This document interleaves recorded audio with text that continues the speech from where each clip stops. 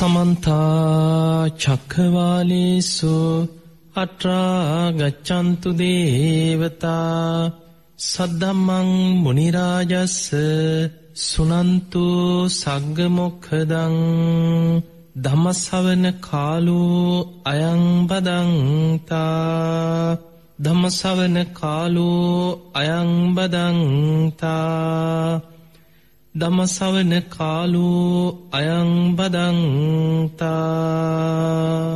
නමෝ තස්ස භගවතු වරහතු සම්මා සම්බුද්දස්ස නමෝ තස්ස භගවතු වරහතු සම්මා සම්බුද්දස්ස නමෝ තස්ස භගවතු වරහතු සම්මා සම්බුද්දස්ස.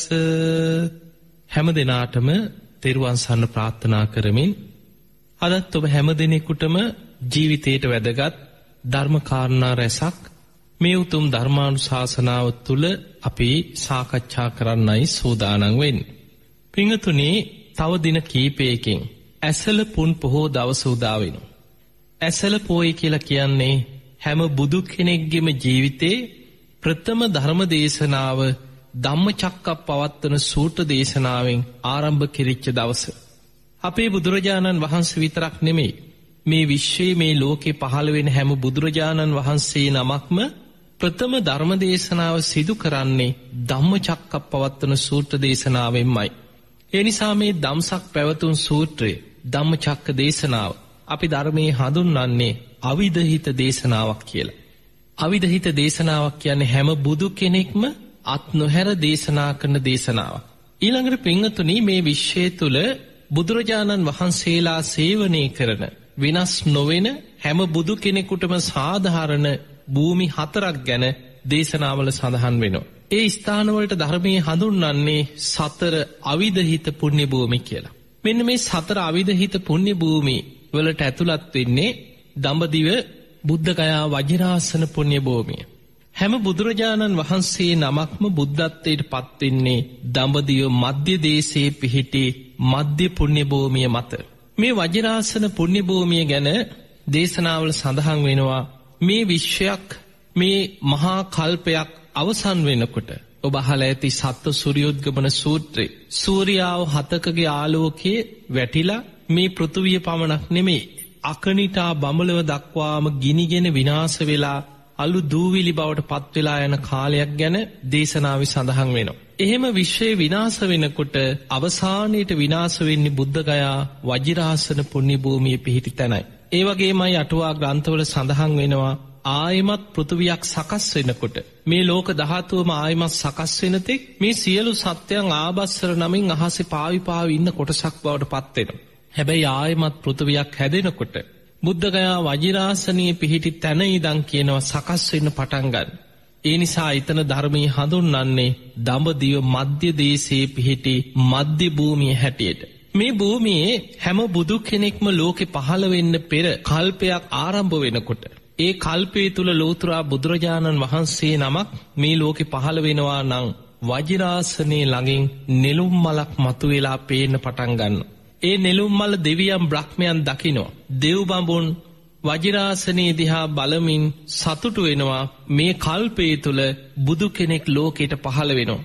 බුදු කෙනෙක් ලෝකයට පහළ වෙනවා කියලා කල්පයේ ආරම්භයේදීම දෙව් බඹුන් දැනගන්නේ වජිරාසනයේ ළඟින් නෙළුම් මලක් මතුවලා නම්.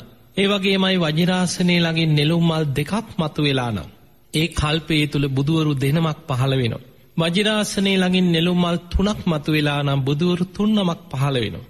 වජිරාසනයේ ළඟින් නෙළුම් මල් 4ක් මතුවලා නම් ඒකේ තේරුම තමයි මේ කල්පේ බුදුවරු 4 නමක් පහළ වෙනවා. පින්වතුනි, උපරිම එකම කල්පයක් තුල බුද්ධත්වයට පත් වෙන්නේ බුදුවරු 5 නමක් විතරයි. ඒ කල්පයට ධර්මයේ හඳුන්වන්නේ මහා භද්‍ර කල්පය කියලා. මහා භද්‍ර කියන්නේ බුදුවරුන්ගේ සුන්දර වෙන කල්පයක්. අපි මේ ඉන්නේ වැනි මහා භද්‍ර කල්පයක් තුල බුදුරජාණන් වහන්සේලා 5 නමක් පහළ වෙන කල්පයක්. මේ කල්පයේ ආරම්භයේදී දෙව් බඹුන් වජිරාසනයේ දෙස බලද්දී නෙළුම් මල් 5ක් වජිරාසනයේ ළඟින් මතුවලා පේන්න පටන් ගත්තා. එතනින් දෙව් බඹුන් සතුටු වෙමින් සාදුකාර දෙමින් ප්‍රීතිഘോഷා කරන්න පටන් ගත්තා. බුදුවරු 5 නමක් පහළ වෙන කල්පයක් උදා වෙනවා. දෙව් මිනිස් ලෝකයාටම අසංකීය ගණන් සත්වයන්ට මේ කල්පේ නම් සසර දුකින් මිදෙන මාර්ගය උදා වෙනවා කියලා දෙවිවරු ප්‍රීතිඝෝෂා කරන. පින්වතුනි මේ වජිරාසන භූමිය ගැන සඳහන් වෙන්නේ හැම බුදු කෙනෙක්ම සේවනය කරනවා. ඊළඟට ඒ බුදුරජාණන් වහන්සේලා පාරමී ධර්ම සම්පූර්ණ කරලා දෙව්ලොවින් මනුලොවට වැඩම කරලා පින්වන්ත මෑණියන්ගේ කුසෙන් ලෝකයට බිහි වෙද්දිමයි වජිරාසනයේ ළඟින් ඒ බුදුරජාණන් වහන්සේලා වෙනුවෙන් බෝ අංකුරේ පහළ වෙන්නේ. කවුරුත් දෙවියෙක්වත් බ්‍රහ්මයෙක්වත් වෙනස් ශ්‍රමණයෙක්වත් කිසිම කෙනෙක් රෝපණය කරනව නෙමෙයි.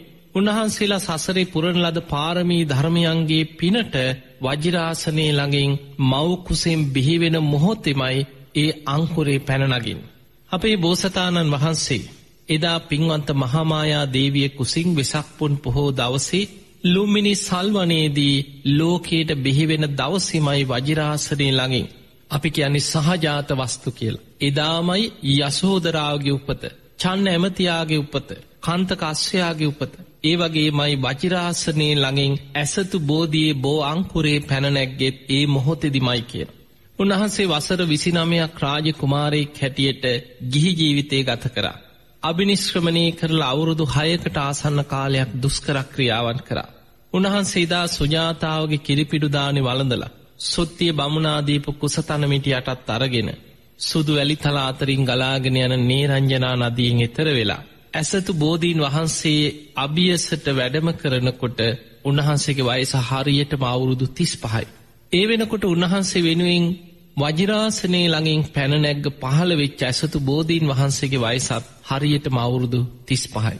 උන්වහන්සේව පිළිගන්න බෝධීන් වහන්සේ දස තතු විහිදිලා උන්වහන්සේ වෙනුවෙන් පහළ වෙච්ච බෝධීන් වහන්සේ එදා කුසතන උතුරු දිශාවට එළනකොට පොළොව කම්පා වෙනවා. ආයමත් කුසතන අරගෙන දකුණු දිශාවට එළනකොට පොළොව කම්පාවට පත් වෙනවා. බටහිර දිශාවට එළද්දි පොළොව කම්පාවට පත් වෙනවා.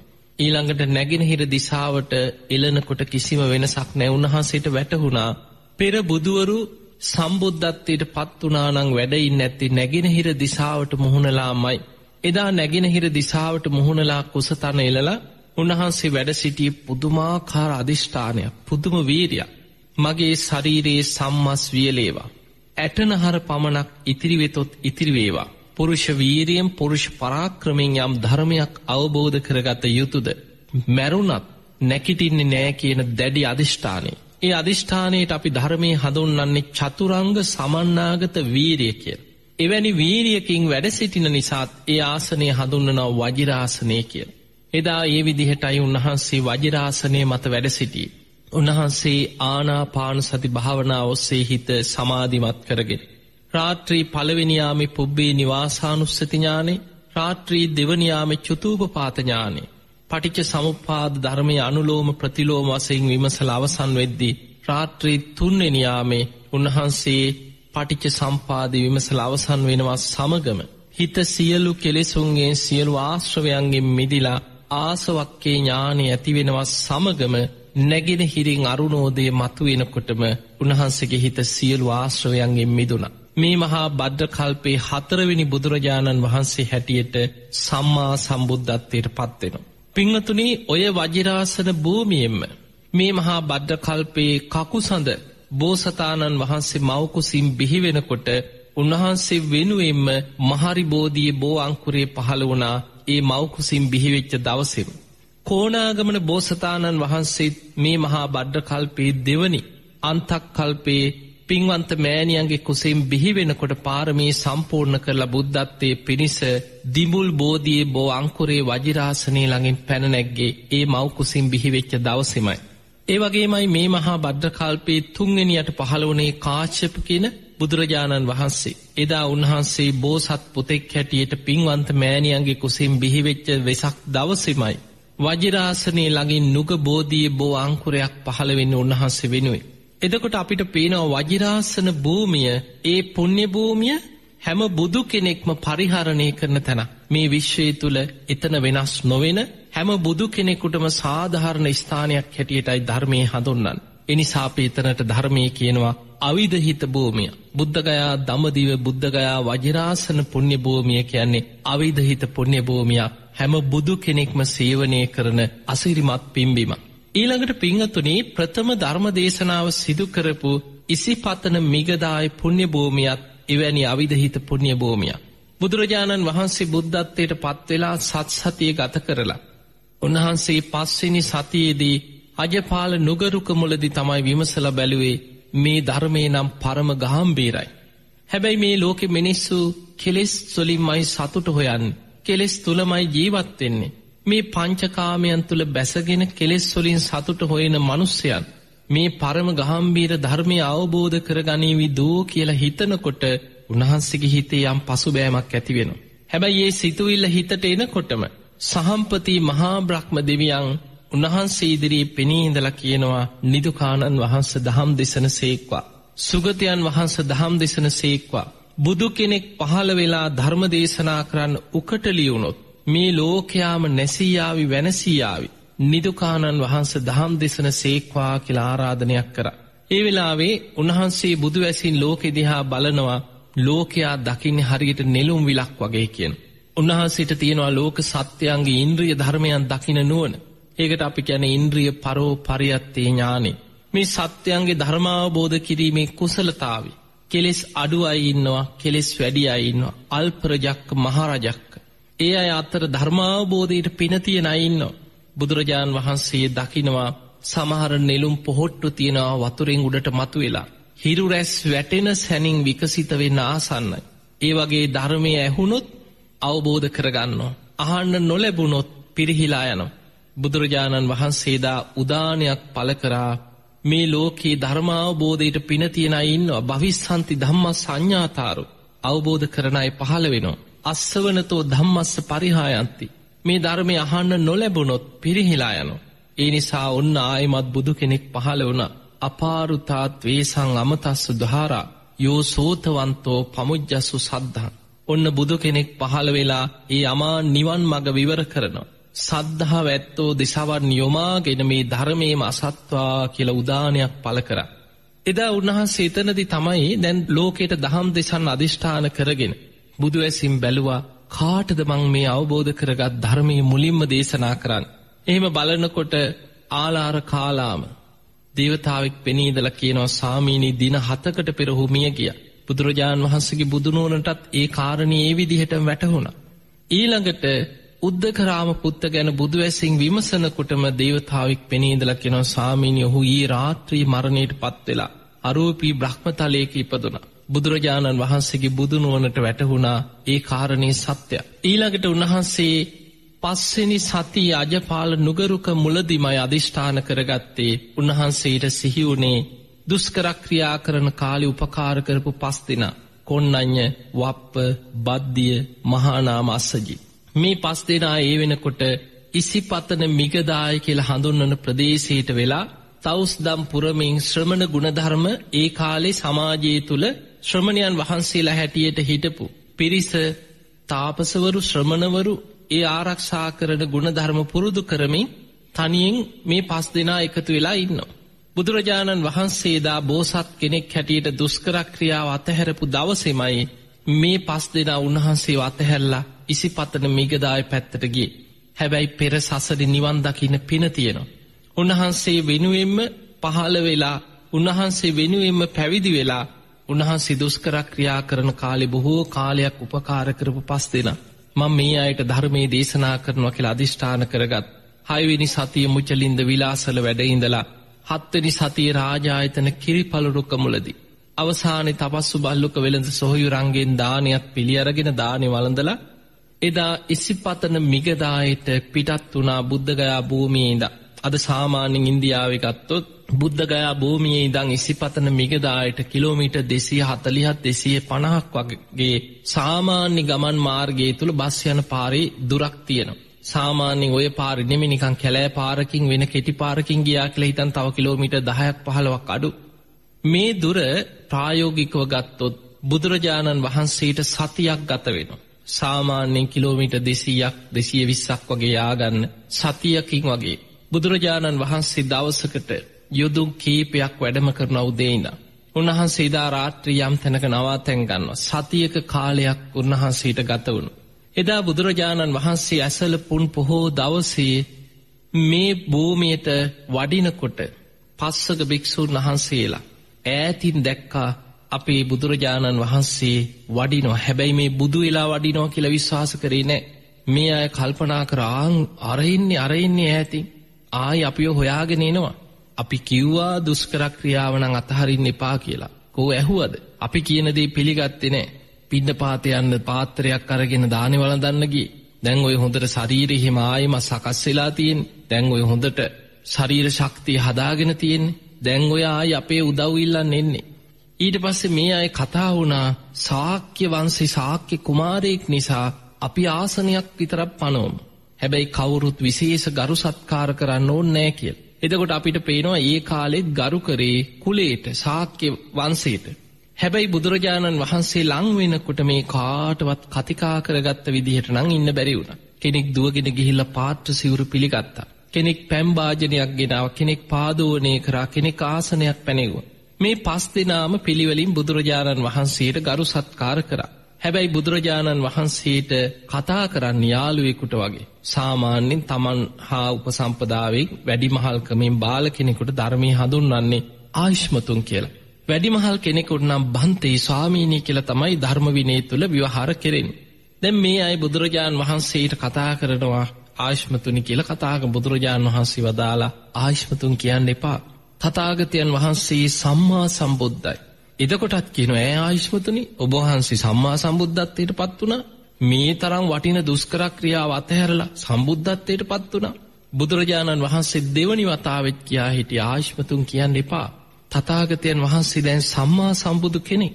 එතකොටත් කියනවා කොහොමද ආයුෂ්මතුනි අපි ඕක පිළිගන්නේ කියලා. ආයිත් අර වචන කිව්වා. තුන්වෙනි වතාවේ බුදුරජාණන් වහන්සේ අහනවා මීට පෙර මම කවමදාවත් සම්බුද්ධත්වයට පත් වුණා කියලා ප්‍රකාශයක් කරලා තියෙනවාද කියලා ඇහුවා. අන්න එහෙම අහනකොට කොණ්ණඤ්ඤ කියන කෙනාට මතක් වුණා ඇත්ත නේන්න. එදා නම් තියෙන දවසේ මහා පුරුෂ ලක්ෂණයකින් එක බලලා එක ඇඟිල්ලක් උස්සලා ඒ කාන්තෙම මේ කෙනා බුදු වෙනවා. ගිහි ජීවිතේ නම් රැඳෙන්නේ නැහැ කියලා කියපු කෙනා තමයි මේ කොණ්ණඤ්ඤෙදා. නම් තියෙන දවසේ හිටපු බමුණෝ 108 දෙනා අතර එදා හිටපු ලාබාලම දක්ෂම කෙනා. මතක් වුණා ඇත්ත නේන්න මේ මහා පුරුෂ ලක්ෂණ ඇති මහා පින්වන්ත කෙනා මේ තරම් කාලයක් දුෂ්කර ක්‍රියා කරා සිහිසුන් ඇදගෙන වැටුණා. මොනතරම් ශරීරයට දුක් දෙමින් අවුරුදු 6කට ආසන්න කාලයක් දුෂ්කර ක්‍රියා කරාද. හැබැයි කවමදාවත් උතුම් මිනිස් ගුණ ධර්මයක් මට ලැබුණා කියලා වචනකින් පුරුවක් කියපු නැති කෙනෙක්.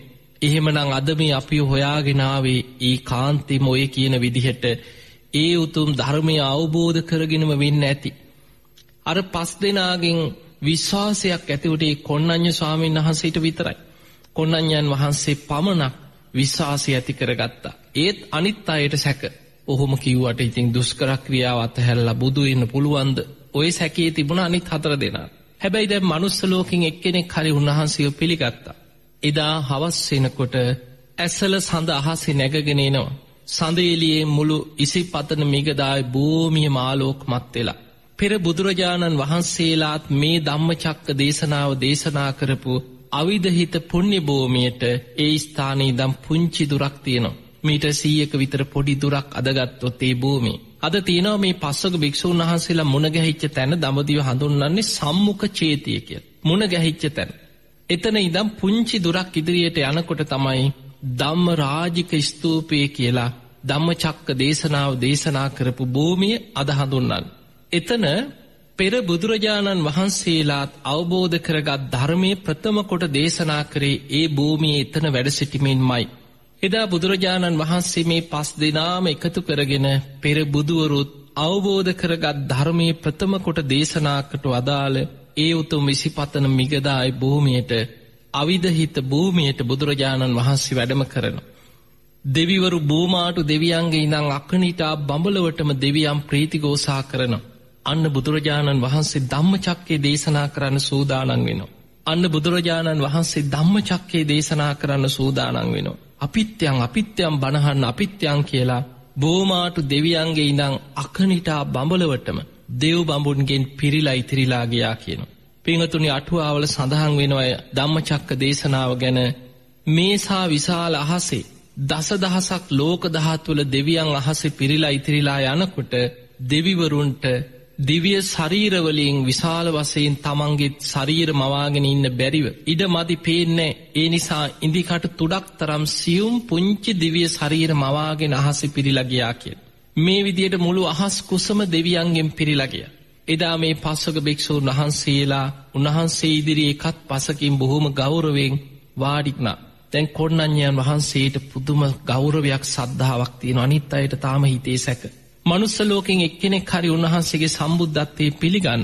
බුදුරජාණන් වහන්සේ මේ 5 දිනක් මනුස්ස ලෝකෙන් බණ ඇහුවට කෝටි ප්‍රකෝටි ගණන් දෙවිවරු අහසේ පිරීලා දැන් මේ දේශනාව අහනවා. උන්වහන්සේ ප්‍රථම දහම් ගඟ ඇසල පුන් පොහෝ දවසක තමයි දේශනා කරන්නට යෙදුනේ. ද්වේමේ භික්ඛවේ අන්තා පබ්බජිතේන නසේවිතබ්බා යෝ ඡායං කාමේසු කාමසු කල්ලිකානුයෝගෝ. මේ විදිහට මහණෙනි අන්ත දෙකක් තියෙනවා. ශරීරයට අධික ලෙස සැප දෙමින් යන කාමසුකල්ලිකානුයෝගේ එකාන්තයක්. තවත් අන්තයක් තියෙනවා අත්තකිලමතානුයෝ ශරීරයට අනේක විද දුක් පීඩා දෙන අන්තේ. මෙන්න මේ අන්ත දෙකෙන් තොරව තථාගතයන් වහන්සේ තථාගතේන අභිසම්බුද්ධා විශේෂයෙන් අවබෝධ කරගත්තා. කවදාවත් නොඇසූ විරූ ධර්මයක් මට බෝධි මූලයේදී අවබෝධ වුණා. පුබ්බේ අනුනුස්සතේසු ධම්මේසු. ඒ තමයි තථාගතයන් වහන්සේ බෝධි මූලයේදී මේ අන්ත දෙකෙන් තොරව ඒතේතේ උභෝ අන්තේ අනුපගම්ම මජ්ක්‍ධිමා ප්‍රතිපදා මධ්‍යම ප්‍රතිපදාවක් හොයාගත්තා. නිවන් අවබෝධය පිණිස උපකාර වෙන මාර්ගය. ඒ තමයි සම්මා දිට්ඨි, සම්මා සංකප්ප, සම්මා වාචා, සම්මා කම්මන්ත, සම්මා ආජීව, සම්මා වායාම, සම්මා සති, සම්මා සමාධි කියන මේ අංග 8කින් යුක්ත ආර්ය අෂ්ටාංගික මාර්ගය.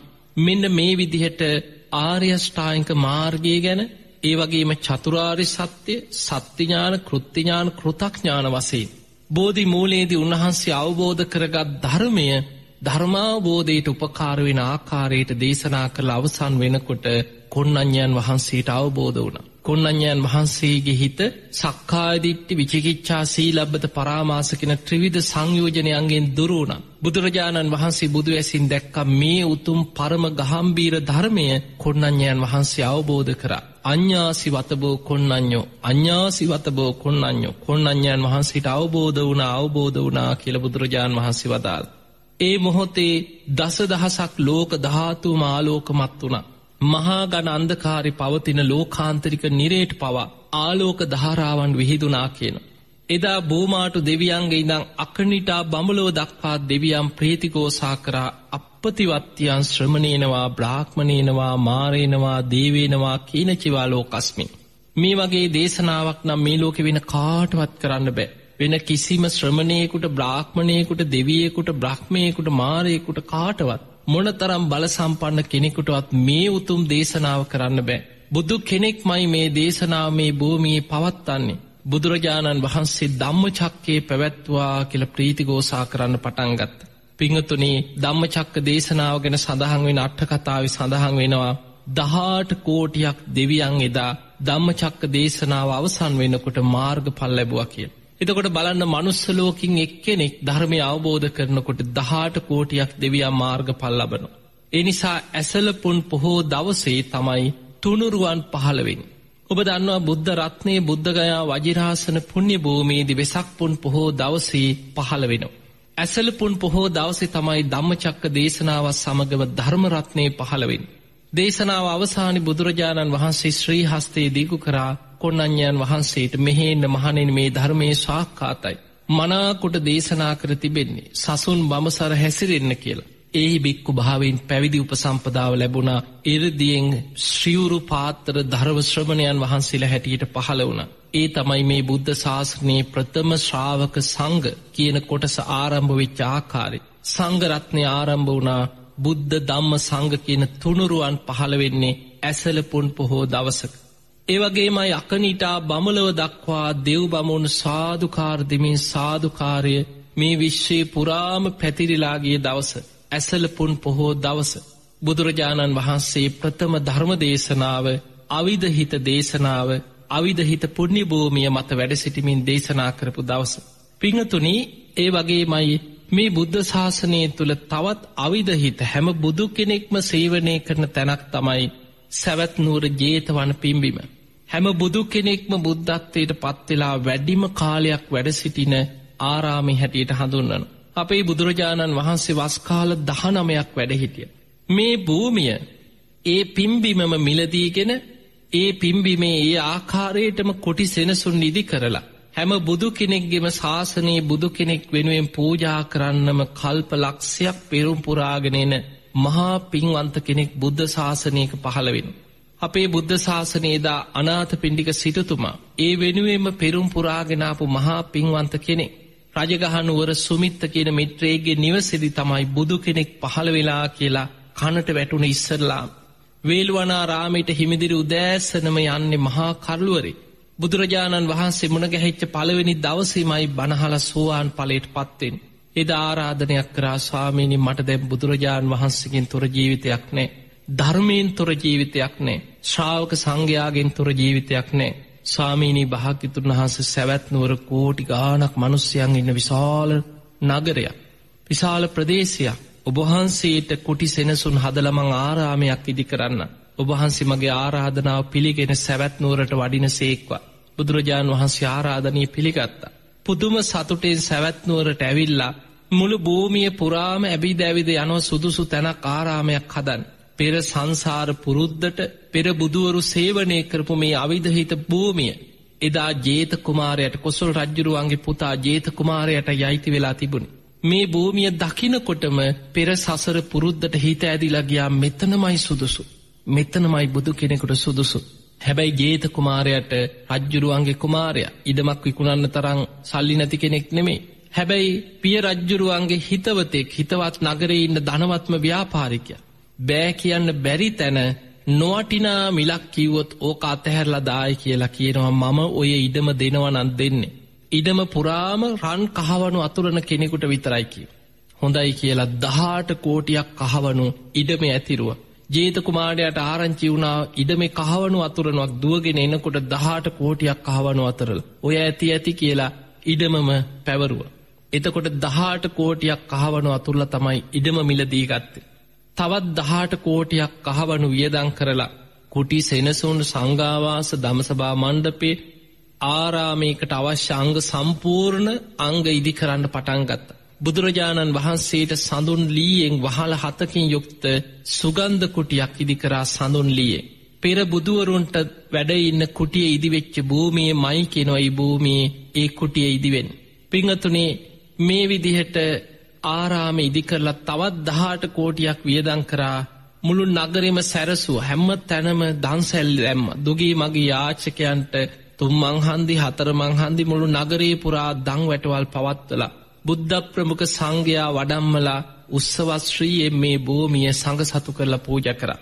54 කෝටියක් වියදම් කළා තමයි ජේතවන පුණ්‍ය භූමිය. අනාථපිණ්ඩික සිටුතුමා සංඝ සතු කරලා අපේ ගෞතම බුදුරජාණන් වහන්සේට පූජා කරන්නේ. අපේ බුදුරජාණන් වහන්සේ වස් කාල 19ක් වැඩ හිටියා.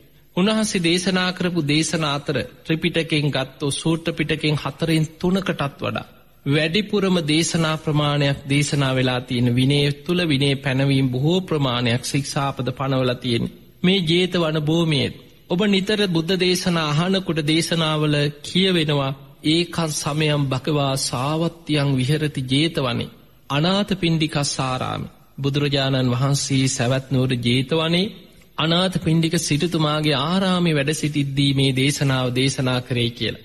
පින්වතුනි බුදුරජාණන් වහන්සේලා හැම බුදු කෙනෙක්ම සේවනය කරන හැම බුදු කෙනෙක්ම පරිහරණය කරන භූමියක් නිසා සවැත් නුවර ජේතවන පිම්බිම අවිධහිත භූමියක් හැටියට ධර්මයේ හැදින්වෙනවා. ඊළඟ අවිධහිත භූමිය තමයි අද අපි කියන්නේ සංකස්ස කියලා. හැම බුදු කෙනෙක්ම අභිධර්ම දේශනාව සිදු කරන්නේ දෙව්ලොවට වැඩම කරලා. ඒක හැම බුදු කෙනෙක්ම සිදු කරන දේශනාවක්. ඒ දේශනාව මුලින්ම දෙවියන්ට තමයි දේශනා කෙරෙන්නේ. එදා අපේ බුදුරජාණන් වහන්සේ අන්නේ තීර්ථකයන්ගේ මානෙ දුරු කරන්න ගන්ධබ්බ රුක්ක මූලයේ අසල යමා මහ පෙළහර පාලා අහසින්ම තව්තිසා දෙව්ලොවට වැඩම කරා. ශක්‍ර දෙවියන්ගේ පණ්ඩු කම්බල සෛලාසනයේ මත වැඩ සිටිමින් කෝටි ප්‍රකෝටි ගණන් දෙව් බමුණු එදා ඒ උත්තම අභිධර්ම දේශනාව විජම්බන අහන්න පිරිලා ඉතිරිලා හිටියා. මාතෘ දිව්‍ය රාජ්‍ය ප්‍රධාන දෙවි දේවතාවරු අරමුණු කරගෙන මේ අභිධර්ම දේශනාව පවත්තලා අවසානයේ මනුස්ස ලෝකේ කාලයෙන් මාස 3ක් ගත වුණා. දෙවියන්ගේ කාලයෙන් ඒ තරම් කාලයක් නෙමෙයි දිව්‍ය කාලයෙන් ගත්තොත්. හැබැයි මනුස්ස ලෝකේ කාලයෙන් මාස 3ක්. මේ වස් පවාරණය කරලා ඉදා බුදුරජාණන් වහන්සේ දෙව්ලොවින් මනුලොවට වැඩියේ. හැම බුදු කෙනෙක්ම දිව්‍ය ලෝකෙට වැඩම කරලා ඔය අභිධර්ම දේශනාව සිදු කරලා දෙව්ලොවින් මනුලොවට වඩින්නේ ලෝක විවරණ මහා ප්‍රාතිහාරයක් සිදු කරගෙන. බුද්ධ ශාසනයකම එකම වරයි කියන ලෝක විවරණ මහා ප්‍රාතිහාරය සිදුවෙන්. බුදුරජාණන් වහන්සේ දෙව්ලොව ඉඳන් මනුලොවට රන් ඉනිමකක් 이르දීම් මවන. දෙව් බමුන් පිරිවරාගෙන වඩිනකොට උන්වහන්සේ දෙව්ලොවින් මනුලොවට වඩිනකොට පෙර ගමන් එන්නේ සක්‍ර දෙවියන් ජයතුරා සකපිමිනවා. මහා බ්‍රහ්ම දෙවියන් මුතුකුඩේ දරාගෙන එනවා ඉහළින්. ඒ වගේම පංචසික දෙවියන් වීණා වාදනය කරනවා. දෙව් බඹුන් පිරිවරාගෙන දෙවියන් මල් ඉසිමින් පංචතූරී වාදන මැදින් පෙරහැරකින් වඩම්මනවා වගේ බුදුරජාණන් වහන්සේ අහසින් පහළට වැඩියට මනුස්ස ලෝකෙ මිනිස්සුන්ට පේන්නේ ඉනිමගක් දිගේ වඩිනවා වගේ. ඒක ප්‍රාතිහාරය. මේ පෙළහර මනුස්ස ලෝකෙ මිනිස්සුන්ට එදා තුන් ලෝකේ විවර වෙලා ඒකයි ලෝක විවරණ මහා ප්‍රාතිහාරය කියන්නේ. සාමාන්‍ය අහස දිහා බලපුවාම වලාකුළු මිසක් දෙවියන් පේන්නේ නැහැ දිවස් නැති කෙනෙකුට. භාවනා කළ දිවස් නුවණ උපදවා ගත්ත කෙනෙක් ඒ දිවස් නුවණින් අදිෂ්ඨාන කළ බලද්දී දිවසින් පියවිය හැට නොපෙනෙන දෙවියන් බ්‍රහ්මයන් පේන්න පුළුවන්. හැබැයි ලෝක විවරණ මහා ප්‍රාතිහාරයේදී සාමාන්‍ය මිනිස්යන්ට පවා දෙවියන් බ්‍රහ්මයන් බුදුරජාණන් වහන්සේ පෙරටු කරගෙන රන් ඉනිමගකින් අහසින් පහළට වඩිනවා වගේ මේ පෙළහර පෑම දකින්න ලැබෙනවා. මේ ගැන කලින්ම දැනගත්ත මිනිස්සු මොකද බුදුරජාණන් වහන්සේ වැඩම කරන්න සති දෙකකට පෙර මුගලන් මහරහතන් වහන්සේට දැනුම් දුන්න මොග්ගල්ලාණය බුදුරජාණන් වහන්සේ අසවල් දවසේ වස් පවාරණය කරලා පෙර බුදුවරු වැඩම කරපු සංකස්ස භූමියට රන් ඉනිමගකින් දෙව් බඹුන් පිරිවරාගෙන වඩිනවා. මේ පෙළහර පෑම පියවි ඇසින් මිනිස්සුන්ට දකින්න ලැබෙන එකම අවස්ථාව. මේ කටකතාව මනුලව පැතිරිලා ගියා. මුගලන් හාමුදුරු බුදුරජාණන් වහන්සේගෙන් අහගෙන ඇවිල්ලා මිනිස්සුන්ට කියා හිටියා. දින ගණනාවක් එකම හිස් ගොඩක් බවට පත් වුණා කියලා සඳහන් වෙනවා. මිනිස්සු පිරිලා ඉතිරිලා ඒ භූමියේ අනේ දැන් අපිට පෙනේ කියලා දින ගණන් අහස දිහා බලාගෙන සාදුකාර දීදී හිටියා. එදා බුදුරජාණන් වහන්සේ පෙර බුදුවරු වැඩම කරපු ආකාරයටම රන් ඉනිමගකින් වඩිනවා වගේ පෙළහර පාමින් අහසින් පහළට වැඩම කරලා පොළොවේ සිරිපා සටහන පොළොවේ සිරිපතුල තබන්නේ පෙර බුදුවරුත් සිරිපතුල තබපු තැනමයි. ඒ නිසා එතන අපි හඳුන්වනවා අවිදහිත පුණ්‍ය භූමිය. හැම බුදු කෙනෙක්ම අභිධර්ම දේශනාව සිදු කරලා ලෝක විවරණ මහා ප්‍රාතිහාරය සිදු කරමින් දෙව්ලොවින් මනුලොවට වැඩම කරලා සිරිපතුල තබන තැන. පිංගතුනි මෙන්න මේ ස්ථාන හතර ධර්මයේ හඳුන්වන්නේ සතර අවිදහිත ස්ථාන. හැම බුදු කෙනෙක්ම බුද්ධත්වයට පත් වෙන්නේ මේ විශ්වයේ දඹදිව මධ්‍ය දේශයේ පිහිටි මධ්‍ය භූමිය හැටියට හඳුන්වන වජිරාසන භූමිය මතදී. හැම බුදු කෙනෙක්ම ප්‍රථම ධර්ම දේශනාව සිදු කරන්නේ ඉසිපතන මිගදාය කියලා අද අපි හඳුන්වන භූමිය මතදිමයි. ඒ වගේමයි හැම බුදු කෙනෙක්ම බුද්ධත්වයට පත් වෙලා වැඩිම කාලයක් වැඩ ඉන්නේ අද අපි සවැත් නුවර ජේතවනයේ කියලා හඳුන්වන පුණ්‍ය භූමිය මතදීමයි. ඒ වගේමයි හැම බුදු කෙනෙක්ම දෙව්ලොවට වැඩම කරලා අභිධර්ම දේශනාව සිදු කරලා දෙව් බඹුන් පිරිවරාගෙන ලෝක විවරණ මහා ප්‍රාතිහාර්ය සිදු කරමින් දෙව්ලොවින් මනුලොවට වැඩම කරලා සිරිපතුල තබන්නේ එකම තැනක. ඒ බුදුරජාණන් වහන්සේලා අනුව ඒ නගරවල ජීවත් වෙන මිනිස්යන් වෙනස් වෙනවා. ඒ නගරවල භාවිතා වෙන නම වෙනස් වෙනවා. හැබැයි ඒ භූමිය මේ විශ්වය තුල වෙනස් නොවන භූමියක් හැටියට ධර්මයේ හැදින්වෙනවා. අන්නේ නිසා මේ සතර අවිධහිත පුණ්‍ය භූමි. ඒ වගේමයි බුදුරජාණන් වහන්සේ සතර ස්ථාන හැටියට පිරිනිවන් මංචකයේ දේශනා කරපු ස්ථාන හතරක් තියෙනවා. බුදුරජාණන් වහන්සේ පිරිනිවන් මංචකයේ දේශනා කර ආනන්දේ බුදු කෙනෙක්ගේ ජීවිතේ ස්ථාන හතරක් තියෙනවා. සද්ධාවන්ත කුල පුත්‍රයෙකුට විහාර චාරිකාවේ යෙදෙමින් ඒ ස්ථාන දැක බලා වන්දනා කරගෙන පහන් සංවේගයෙන් ඒ ගැන සිහි කරගෙන මරණයට පත් වුනොත් ඒ කාන්තේ සුගතිය උපදිනවා කියලා පෙන්නපු ස්ථාන හතරක්. ඒ සතර ස්ථානවලට අවිධහිත ස්ථාන දෙකක් ඇතුළත් වෙනවා. අනෙක් ස්ථාන දෙක තමයි හැම බෝසතාණන් වහන්සේ නමක්ම එකම තැනක ඉපදීම සිද්ධ වෙන්නේ නැහැ. උපදින තැන වෙනස් වෙනවා. දැන් කකුසඳ බුදුරජාණන් වහන්සේ මව් කුසින් බිහි වෙච්ච ඒ නගරෙම නෙමෙයි කොණාගමන බෝසතාණන් වහන්සේ ඉපදුණා. නගරේ දඹදිවම තමයි නගරේ වෙනස් වෙනවා. එතකොට අපේ බුදුරජාණන් වහන්සේ බෝසත් පුතෙක් හැටියට බිහිවෙච්ච ලුම්බිනි සල්වනේ බුදුරජාණන් වහන්සේ වදාලා තෙරුවන් සරණ ගිය ශ්‍රාවකයෙකුට අනේ මන් සරණ ගිය බුදුරජාණන් වහන්සේ බෝසත් පුතෙක් හැටියට ඉපදුනේ මෙතන මේ භූමියේ නේද කියලා දැකලා වන්දනා කළ අප්‍රමාණ පින් රැස් කරගන්න පුළුවන්. ඊළඟට විහාර චාරිකායි වන්දනාව යන කෙනෙකුට මම සරණ ගිය බුදුරජාණන් වහන්සේ බුද්ධත්වයට පත්වුණේ මේ භූමියේ මෙතන නේද කියලා බුද්ධගයා වජිරාසනයේ අවිධහිත භූමිය දැකලා වන්දනා කළ පින් කරගන්න පුළුවන්. ඒ වගේමයි මම සරණ ගිය බුදුරජාණන් වහන්සේ ප්‍රථම ධර්ම දේශනාව කරේ මේ භූමියේ දා මෙතනදී නේද? පස්සක භික්ෂූන්ට දහම් දෙසුවේ. ඒ අවිධහිත භූමිය සියසින් දැකලා වන්දනා කළ අප්‍රමාණ පින් රැස් කරගන්න පුළුවන්. ඒ වගේමයි බුදුරජාණන් වහන්සේ වදාළ මහණෙනි තථාගතයන් වහන්සේ පිරිනිවන් පාන ඒ කුසිනාරාවේ මල රජදරුවන්ගේ උපවර්තන ශාල වනෝද්‍යානය සියසින් දැකලා මම සරණ ගිය බුදුරජාණන් වහන්සේ පිරිනිවන් පෑවේ මෙතන නේද කියලා ඒ භූමිය දැකලා වන්දනා කරගත්තු.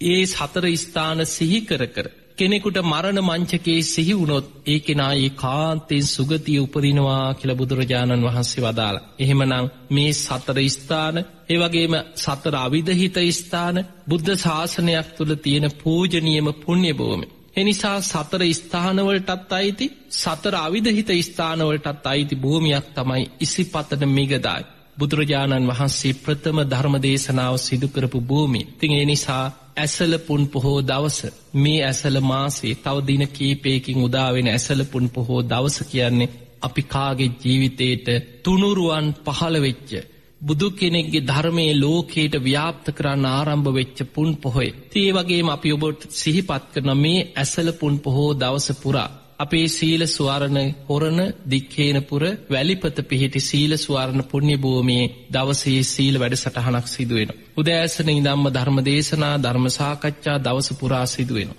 ඒ වගේම හවස 4ට අපි සීල ස්වරණ ගිලම්භික්ෂු පුණ්‍ය භූමියේ මේ බුද්ධ ශාසනය වෙනුවෙන් දැනට ඉදි කරගෙන යන පූජනීයම චෛත්‍යය තමයි නිරෝගී භික්ෂූන් වහන්සේලා අතර අග්‍රස්ථානෙ ලැබපු බක්කුල මහරහතන් වහන්සේගේ නාමයෙන් බක්කුල මහා සෑය ඉදි කරනවා. මේ බක්කුල මහා සෑයේ මළුවේ කොටස් මේ වෙනකොට බොහෝ ප්‍රමාණයක් මළුවේ නිර්මාණ අවසන් වෙලා තියෙනවා. උඩ මළුව, වැලි මළුව මේවා කොටස් අවසන් වෙලා තියෙනවා. චෛත්‍යයේ පේශාවලු 3 15 ශාලාවේ කොටස් දැන් අවසానයි.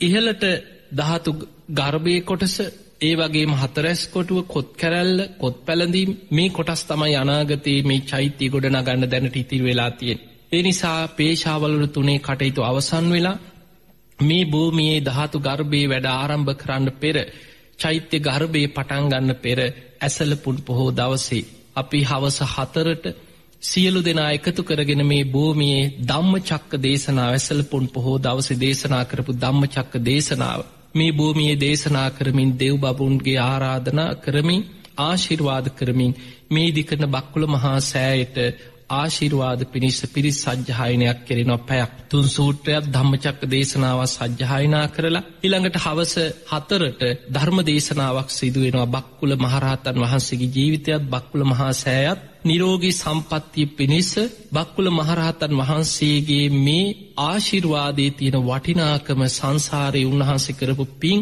පාරමී ධර්ම මතු කරමින් මේ ධර්ම දේශනාව සිදු වෙනවා. එදාට ඊට පස්සේ භූමියම මලින් සරසලා සුවඳුදුම් පූජා, පේශාවල්ලු 3ම කප්රුක් 3ක් පලන්දලා ආලෝක පූජා සමග ආශිර්වාද පූජා පින්කමක් හැටියට ඖෂධ පූජා පින්කමක් රාත්‍රී 7 වෙනකම් බක්කුල මහා සෑ භූමියේ පින්කම් මාලාවක් සිදු වෙනවා. ඒ නිසා අපි ඔබට ආරාධනා කරනවා අපේ බණහන හොරණ ඒ වගේම කොළඹ ආසන්න ප්‍රදේශවල සදහැවතුන්ට ඔබට පුළුවන් දවස පුරා ඇසළ පුන් පොහෝ දවසේ හොරණ සීල ස්වර්ණ පුණ්‍ය භූමියේ සිදු කරන මේ මහා පින්කමට එකතු වෙන්න. ඒ වගේම ඊට පෙර ඔබට පුළුවන්කම තියෙනවා කලින් දවසේ මේ භූමිය අපිට මලින් සරසන්න පුළුවන් තරම් මල් ලබා දෙන්න පුළුවන් නම් දාස්පිතිය මල්, නෙළුම් මල් ආදී වනමල්, සුවඳ මල් වර්ග, මල් වැල් මේවා අපිට ලබා දෙන්න පුළුවන් නම් කලින් දවසේ 26 වෙනිදා රාත්‍රී වෙනකොට අපිට ලැබෙන්න සලස්සන්න. එහෙම නැත්නම් 27 වෙනිදා උදෑසන ඔබ ඒ භූමියට පැමිණෙන විට පුළුවන් තරම් මල් රැගෙන එන්න. ඉතින් එහෙමනම් අපි ඔබ හැම දිනාටමත් මේ ලැබිච්ච මනුස්ස ජීවිතය තුළ බක්කුල මහරහතන් වහන්සේට වගේ නිදුක් නිරෝගී සම්පත්තිය, දීර්ඝායු සම්පත්තිය, ධර්මාවබෝධය කරා යන සසර ගමනේ ලැබේවා. සැප සහිත මාර්ගයක් තුල සුඛා පටිපදා කිප්පා විඤ්ඤා ඉක්මනින්ම මේ උතුම් ධර්මය අවබෝධ කරගන්න ඔබ හැම දිනාටමත් වාසනාව ලැබේවා. ඇසලපුන් පොහෝ දවසේ බුදුරජාණන් වහන්සේ දේශනා කරපු මේ ධම්මචක්ක දේශනාව ශ්‍රවණය කළ 18 කෝටියක් දෙවියන් ධර්මාවබෝධය ලැබුවා. ඒ දෙවියන්ගේ ආශිර්වාද රැකවරන ඔබ හැම දිනාටම සැලසේවා. ඒ ධම්මචක්ක දේශනාවේ සඳහන් වෙන චතුරාර්ය සත්‍ය සත්‍ය ඥාන කෘත්‍ය ඥාන කෘතඥාන වශයෙන් අවබෝධ කරගෙන මේ භයානක සසර දුකින් මිදෙන්න ඔබ හැම දිනාටමත් වාසනාව ලැබේවා ලැබේවා ලැබේවා කියලා අපි ඔබට ආශිර්වාද ප්‍රාර්ථනා කරනවා. ආකාසට්ඨා ච බුම්මට්ඨා දේවා නාග මහිද්దికා පුඤ්ඤන්තං අනුමෝදිත්වා චිරන් රක්칸තු ලෝක සාසනං. ආකාසට්ඨා ච බුම්මට්ඨා දේවා නාග මහිද්దికා පුඤ්ඤන්තං අනුමෝදිත්වා චිරන් රක්칸තු දේශනං. ආකාසට්ඨා ච බුම්මට්ඨා දේවා නාග මහිද්దికා පුඤ්ඤන්තං අනුමෝදිත්වා චිරන් රක්칸තු ත්වං සදා. හැම දිනාටම සම්මා සම්බුදු සරණයි.